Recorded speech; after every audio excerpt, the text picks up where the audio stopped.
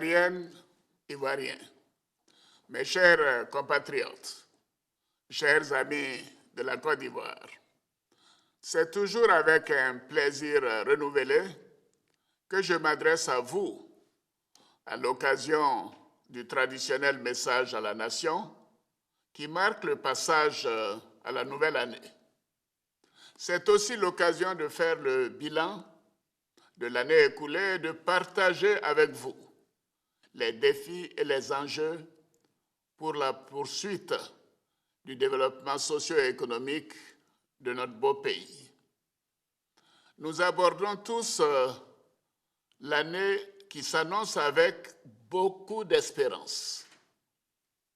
Mes chers compatriotes, l'année 2020 qui s'écoule a été difficile.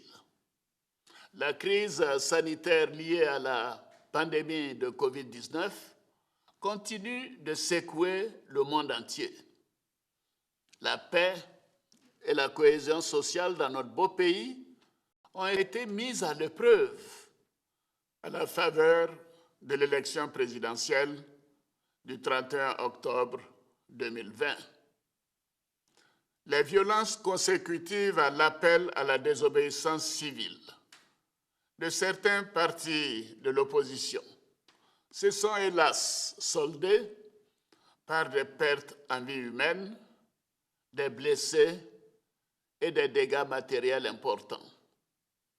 Bien évidemment, la justice fera son travail afin que les responsabilités soient situées et la loi sera appliquée dans toute sa rigueur.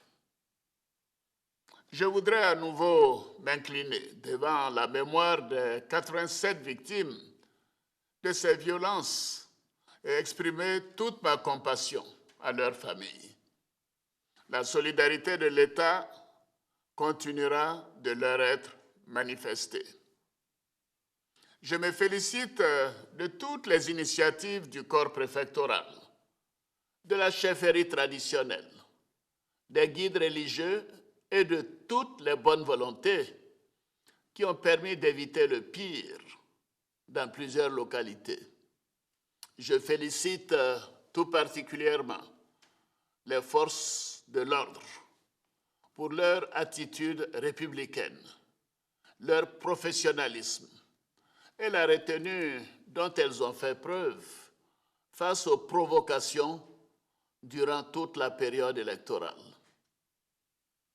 Ces événements malheureux nous invitent à une attention, à une vigilance permanente pour préserver la paix, la stabilité et la cohésion sociale si chères aux habitants de notre beau pays. Mes chers compatriotes, la Côte d'Ivoire, à l'instar des pays du monde entier, a été touchée par la pandémie de la COVID-19. Cette pandémie a bouleversé nos vies. Beaucoup de nos concitoyens ont vu leur activité s'arrêter. D'autres se sont retrouvés en congé forcé, en chômage partiel, ou ont expérimenté le télétravail. Certains en sont malheureusement décédés, laissant leur famille dans le désarroi. L'appareil productif de notre pays a connu un ralentissement avec une révision du taux de croissance du produit intérieur brut à environ 2% cette année 2020, contre environ 7,2% initialement prévu, ainsi qu'une baisse des marges financières de l'État. Dès l'apparition du premier cas dans notre pays, le 11 mars 2020, le gouvernement en a fait une priorité avec l'appui de nos partenaires de développement, en particulier l'Organisation mondiale de la santé, l'OMS. L'État a assumé son rôle régalien en protégeant les habitants de notre pays et en apportant un soutien à notre économie. Le gouvernement a d'abord mis en place un plan de riposte sanitaire d'urgence d'une valeur de 95 milliards 880 millions de francs CFA. Le dispositif sanitaire de ce plan comprend notamment le renforcement des moyens de prévention avec l'acquisition de 240 millions d'unités de masques, dont 180 millions distribués gratuitement au personnel soignant et aux populations à fin décembre. Le gouvernement a également mis en place des infrastructures adéquates pour dépister les cas suspects et les prendre en charge le cas échéant. Ainsi, 13 sites de dépistage ont été rendus opérationnels dans le Grand Abidjan et les moyens des districts sanitaires ont été renforcés pour assurer une couverture nationale en matière de dépistage. Cela a permis de tester environ 240 000 échantillons à la mi-décembre et les cas confirmés pris en charge gratuitement. Une capacité d'hospitalisation de plus de 600 lits additionnels a été mise en place à Abidjan et dans les 11 villes de l'intérieur du pays. Ce dispositif donne des résultats très encourageants. À la date du 30 décembre 2020, notre pays compte 22 366 cas confirmés, dont 21 909 guéris, soit un taux de guérison d'environ 98%, 320 cas actifs et malheureusement 137 décès. Le taux de létalité est d'environ 0,61% en Côte d'Ivoire, soit l'un des plus bas en Afrique et à l'échelle mondiale. Le taux de positivité qui reste autour de 5% depuis septembre 2020 montre que la pandémie est maîtrisée. Un plan de soutien économique, social et humanitaire de 1 700 milliards de francs CFA a ensuite été mis en place pour apporter un concours financier direct aux populations, aux grandes entreprises, aux petites et moyennes entreprises, les PME, et aux entreprises du secteur informel. Cette approche qui couvre l'ensemble des composantes de notre tissu économique a permis d'atténuer l'impact de la crise. Ainsi, à la mi-décembre 2020, c'est un montant cumulé de 159 milliards de francs CFA qui a été décaissé, dont 50 milliards au profit des filières agricoles. Cet effort a servi à soulager sur toute l'étendue du territoire 156 000 ménages défavorisés, 60 300 acteurs du secteur informel, 570 petites et moyennes entreprises, 68 grandes entreprises et de nombreux acteurs des filières agricoles. La Côte d'Ivoire est citée en exemple pour sa gestion judicieuse et rigoureuse de cette crise. La mise en œuvre dynamique et efficiente de nos différents plans a permis de réduire le taux de contagion et de décès, limitant ainsi les impacts économiques et sociaux. Ainsi, l'État de Côte d'Ivoire a répondu avec responsabilité afin de contenir la pandémie et d'en juguler les effets sur nos populations et notre économie. Nous sommes restés aux côtés de chaque habitant de notre beau pays. Je félicite tout le personnel médical, civil et de sécurité qui est en première ligne face à cette pandémie. Votre engagement total et constant a permis de sauver de nombreuses vies. J'invite cependant l'ensemble des populations à maintenir une vigilance à tous les niveaux et à continuer de respecter les mesures barrières, notamment le lavage régulier des mains, le port obligatoire du masque dans les lieux publics et les transports en commun et la distanciation physique. En effet, l'on note à travers le monde, notamment dans la sous-région, une recrudescence de la pandémie due à une deuxième vague de contamination depuis le début du mois de novembre 2020. C'est pourquoi, dans la poursuite de nos efforts pour lutter contre cette pandémie, le Conseil des ministres a décidé de la vaccination à titre gracieux du personnel en première ligne dans la lutte contre cette maladie, à savoir le personnel de la santé, les forces de défense et de sécurité et les enseignants. Une deuxième vague de vaccination concernera les personnes âgées de plus de 50 ans, les personnes avec des pathologies chroniques et les voyageurs internationaux. Ce sont environ 5 millions de personnes, soit 20% de la population ivoirienne, qui sont ciblées par cette vaccination prévue pour débuter en avril 2021. Cette crise nous interpelle aussi sur la nécessité d'intensifier notre programme de développement de notre système de santé.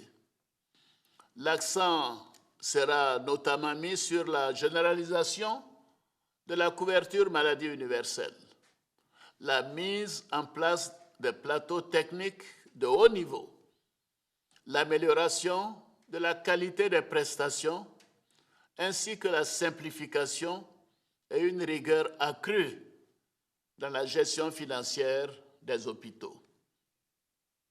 Ivoiriennes, Ivoiriens, mes chers compatriotes, malgré ce contexte particulièrement difficile, la Côte d'Ivoire est restée l'une des économies les plus performantes à l'échelle mondiale. En effet, au moment où la plupart des grandes économies seront en récession en 2020 en raison de la pandémie de COVID-19, le taux de croissance de l'économie ivoirienne est évalué à environ 2%. La bonne tenue de notre cadre macroéconomique et la gestion rigoureuse de nos finances publiques nous ont permis de maintenir la confiance de nos partenaires au développement et des marchés financiers internationaux qui ont continué d'investir dans notre pays. L'État a poursuivi la transformation structurelle de l'économie, notamment par la diversification de l'appareil productif industriel, l'amélioration du taux de transformation des matières premières agricoles et l'accroissement de la production minière. Cet élan d'accélération de la transformation structurelle s'appuie sur la mise en œuvre de programmes de partenariat avec le secteur privé, notamment en ce qui concerne les produits de base comme l'anacarde, l'EVA et le cacao. L'accent a également été mis sur la poursuite de l'extension et l'entretien du réseau routier dans les villes et sur l'ensemble du territoire national. Ainsi, malgré les restrictions sanitaires, nous avons pris les dispositions pour accélérer et achever les travaux de construction de plusieurs nouvelles routes bitumées, notamment les routes Tchebisu-Djidievi, Bunjali-Odjene, Odiene-Gueleba, Ferke-Kong, Agoville-Séchi, Bouna, Doropo, frontière du Burkina, Divo-Guitry, côtière, et Danané, frontière de Guinée. L'année 2021 verra l'intensification de nos activités sur les infrastructures routières et nos interventions porteront sur un minimum de 1313 km de routes en cours de bitumage et la poursuite de la construction de 33 ponts et échangeurs. De nombreux projets structurants ont été initiés pour le développement des ports d'Abidjan et de San Pedro en vue d'améliorer leur compétitivité. Ainsi, la construction d'un nouveau terminal céréalier au port autonome d'Abidjan, lancé au cours de cette année 2020, permettra d'accroître considérablement la capacité de stockage et d'apporter une solution durable à la problématique de la sécurité alimentaire en Côte d'Ivoire et dans la sous-région. Mes chers compatriotes, chers frères, chères sœurs, les actions menées par le gouvernement ont permis d'améliorer de manière substantielle les conditions d'accès à la santé et à la protection sociale, à l'éducation, à l'électricité, à l'eau potable et à l'assainissement. Une plus large proportion de la population bénéficie aujourd'hui de la couverture maladie universelle. En ce qui concerne l'électricité, la baisse du tarif social est une mesure concrète de lutte contre la cherté de la vie afin d'améliorer le pouvoir d'achat des Ivoiriens. C'est dans ce sens que j'ai pris la décision de la suppression des frais de cotisation des comités de gestion des établissements scolaires, c'est-à-dire les COGES, dans le primaire et le secondaire. Ainsi, à compter de janvier 2021, les frais COGES seront pris en charge par le gouvernement et les collectivités locales afin de soulager davantage les parents d'élèves et de favoriser un accès plus aisé et équitable à tous les enfants de Côte d'Ivoire. Le programme social du gouvernement se poursuivra tout au long de l'année 2021 en mettant l'accent sur l'accroissement des opportunités d'emploi, la formation et l'insertion professionnelle des jeunes, ainsi que l'autonomisation des femmes. Nos efforts au cours de ces dernières années ont permis d'inverser la courbe de la pauvreté en la faisant passer d'environ 55% en 2011 à 39,4% en 2018. Ce taux devrait continuer de baisser pour se situer aux environs de 35% en 2020. De même, le revenu par habitant dans notre pays a presque doublé, passant de 1 213 $ US en 2010 à environ 2 286 $ US en 2019, soit le niveau le plus élevé des pays de la CEDEAO. Nous avons obtenu ces résultats grâce aux efforts de toutes les forces vives de la nation. Je tiens à féliciter chacune et chacun d'entre vous. Nous venons de loin. Nous avons fait du chemin depuis 2011. Je sais que les défis sont encore nombreux. C'est pourquoi nous voulons aller encore plus loin et plus vite pour des lendemains meilleurs pour chaque Ivoirienne et chaque Ivoirien. Mes chers compatriotes, le 31 octobre dernier, vous m'avez renouvelé avec une large majorité votre confiance à la tête de notre chère Côte d'Ivoire pour les 5 ans à venir. Avec un taux de participation au scrutin de 53,9%, vous avez démontré votre maturité démocratique et votre respect de la Constitution. Je voudrais, à ce stade de mon propos, rendre un hommage mérité à tous ceux qui ont contribué à l'effectivité de ces élections. J'ai notamment une pensée pieuse pour feu le Premier ministre Amadou Gon Coulibaly et feu le ministre de l'Administration du Territoire et de la Décentralisation, Sidiki Diakité, qui ont tous deux été des artisans en première ligne dans l'organisation de ces élections.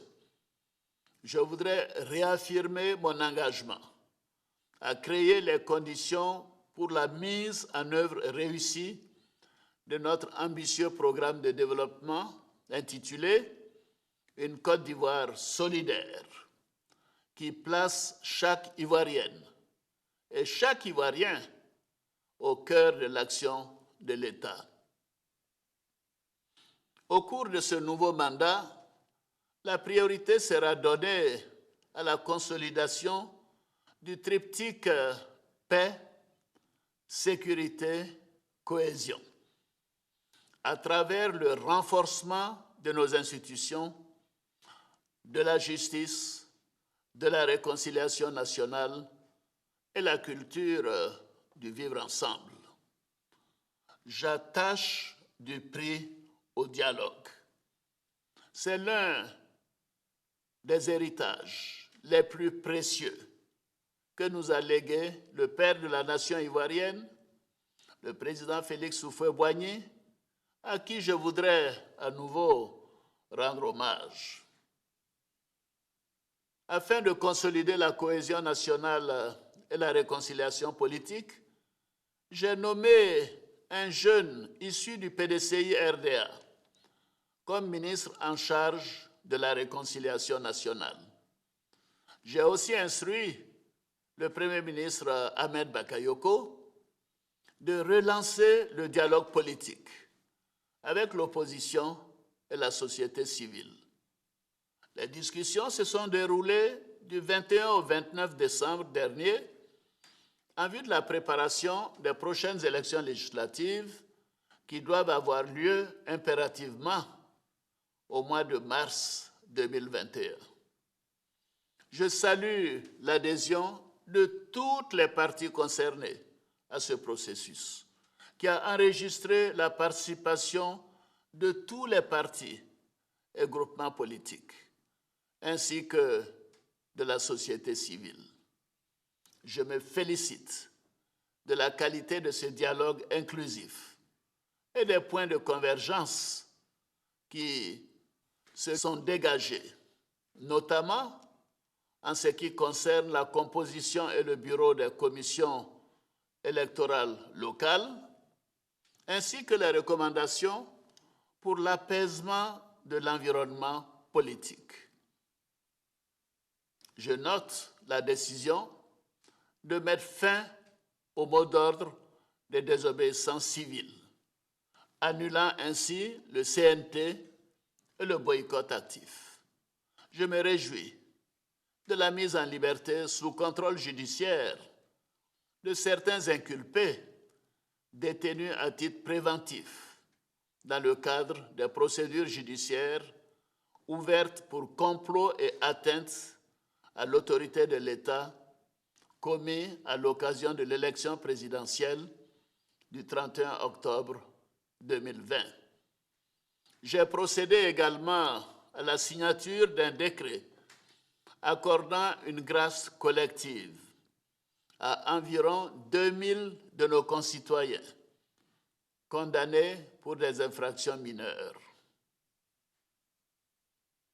Mes chers compatriotes, je suis confiant qu'avec l'implication de tous, ce grand chantier de la réconciliation sera conduit avec succès.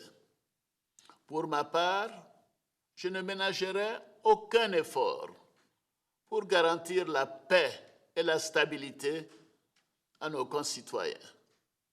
Nous devons continuer sans relâche à rassembler toutes les filles et tous les fils de notre beau pays, à intensifier toutes nos actions en faveur du pardon et de la concorde nationale, dans la justice et le respect des droits et devoirs de chacun. Nous devons poursuivre nos efforts en matière de réforme et de gestion pour que la dynamique économique et sociale entamée puisse avoir plus d'impact sur le quotidien de nos concitoyens. Dans ce contexte, je veillerai au renforcement de la lutte contre la corruption et à la consolidation de la bonne gouvernance. Nous devons également accroître l'efficacité de l'administration dans l'exécution des programmes et des projets afin que la richesse nationale profite équitablement à toutes les populations de notre pays. Ivoiriennes, Ivoiriens, mes chers compatriotes, chers amis de la Côte d'Ivoire, la réussite de notre ambition pour notre pays passe par notre solidarité.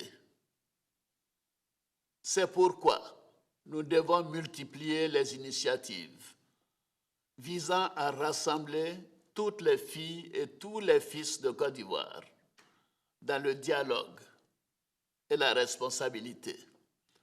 Nous avons tous la responsabilité de préserver la paix, de bannir la violence et d'unir nos forces pour la construction d'une nation apaisée, une nation dans laquelle il fait bon vivre.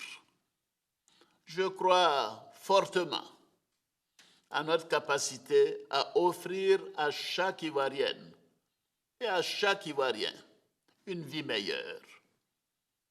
L'année 2021 sera à cet égard une excellente année. Je souhaite une bonne et heureuse année 2021 à chacune et à chacun d'entre vous. Vive la République, vive la Côte d'Ivoire, que Dieu bénisse notre beau pays.